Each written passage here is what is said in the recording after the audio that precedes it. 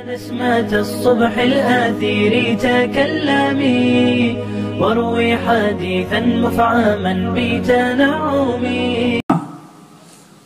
اس سے حنفیہ کے یہاں حرمت مساہرت آتی ہے، دوسرے تین ائمہ کے یہاں حرمت مساہرت نہیں آتی. حنفیہ کے یہاں دیکھنے سے بھی حرمت مساہرت آتی، چھونے سے بھی آتی ہے، مگر چھونے سے حرمت مساہرت آتی ہے اس کے لیے 8 شرطیں ہیں، اور دیکھنے سے جو حرمت مساہرت آتی اس کے لیے 6 شرطیں ہیں. اب وہ ساری شرطیں تم کہاں یاد رکھو گے؟ موٹی سی بات رکھو.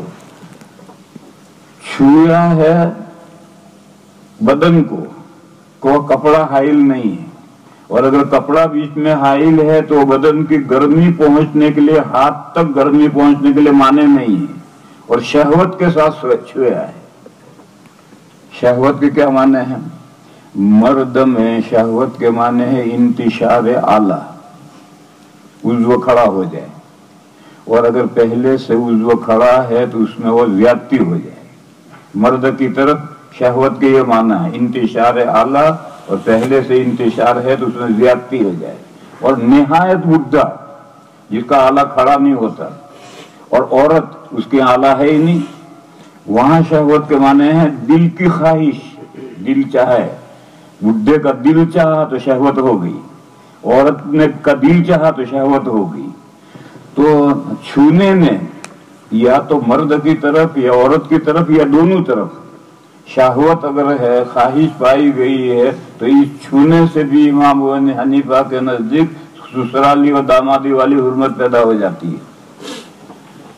جس عورت کو چھویا ہے اس کی جو ماں ہے وہ ساس بن گئی.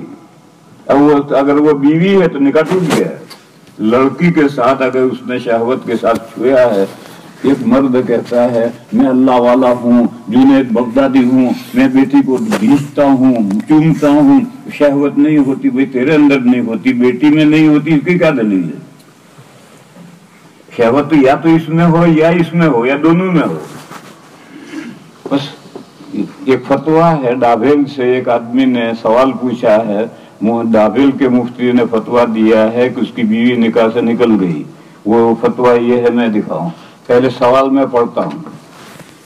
میری 2 لڑکیاں ہیں، ایک کی عمر 7 سال اور دوسری 19 سال کی ہے. بڑی لڑکی کی شادی ہو چکی ہے، شادی ہوئے 4 مہینے ہوئے ہیں.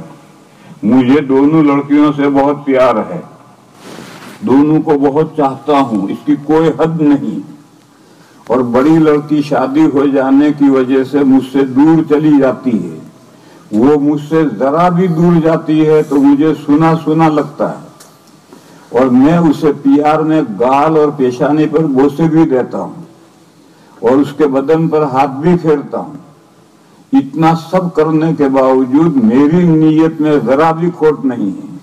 اس کی نیت تو جانتا ہے، لیکن دوسری طرف لڑکی کی نیت میں کھوٹ ہے یا نہیں تجھے کیا پتا؟ میری نیت میں ذرا بھی کھوٹ نہیں ہے. یہ تو میں خدا کو حاضر ناظر رکھ کر کہتا ہوں، میرے دل میں ایسی کوئی گندی حرکت یا کوئی شیطانی ہوس بالکل نہیں ہے. میرا دل بالکل پاک اور صاف ہے. یہ میں خدا کو گواہ رکھ کر کہتا ہوں. پھر بھی لڑکی کی ماں نہیں مانتی. اب مجھے کیا کرنا ہے؟ ہاں اتنا ضرور تھا کہ میں لڑکی کے اوپر سختی کرتا تھا، کیونکہ لڑکی کمزور تھی، اس لیے میں اسے سسرال میں کم رہنے دیتا تھا، اور چاہتا تھا کہ شادی کا پہلا سال گزرنے تک وہ میرے گھر زیادہ رہے اور سسرال میں کم رہے. یہ سوال ہے. اچھا سوال پورا نہیں ہوا ابھی.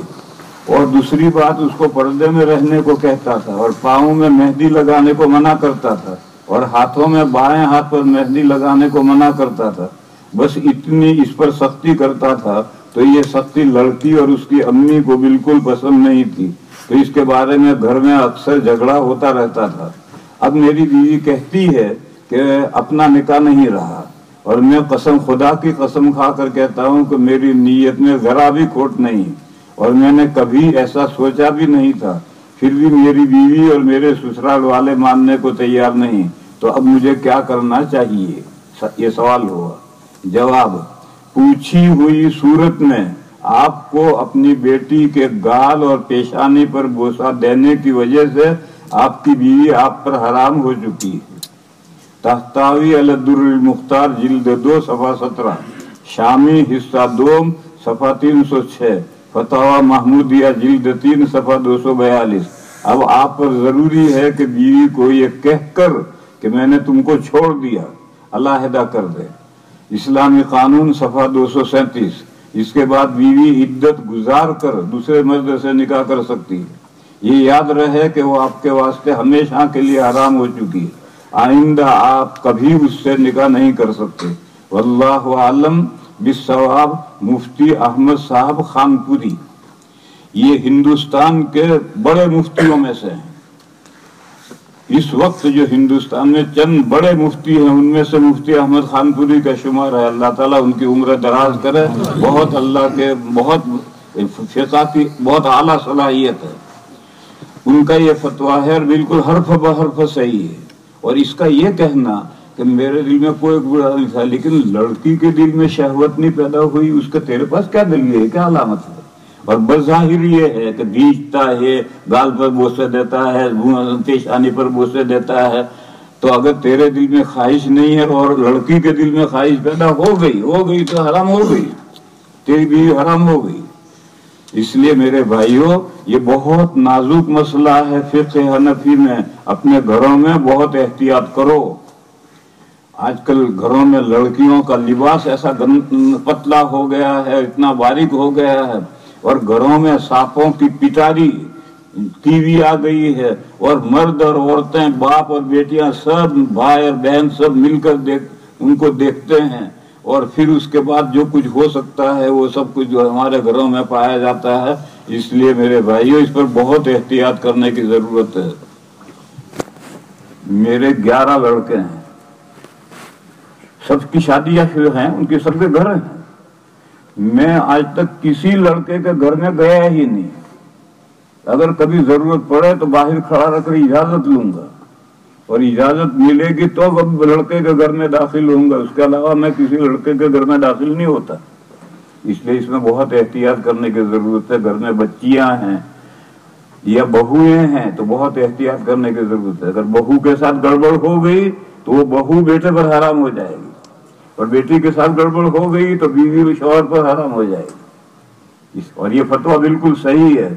اور اس کا یہ کہنا کہ میں تو اللہ والا ہوں، ارے تو اللہ والا ہے لیکن جس کو تو بیچ رہا ہے اس کے دل میں خواہش نہیں پیدا ہوئی، اس کی کیا دلیل ہے؟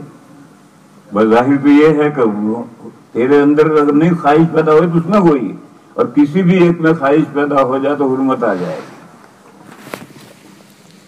بس یہ آج کے بیان ختم، اب جو کچھ ہے وہ کل دیکھیں گے۔ سبحان اللہ۔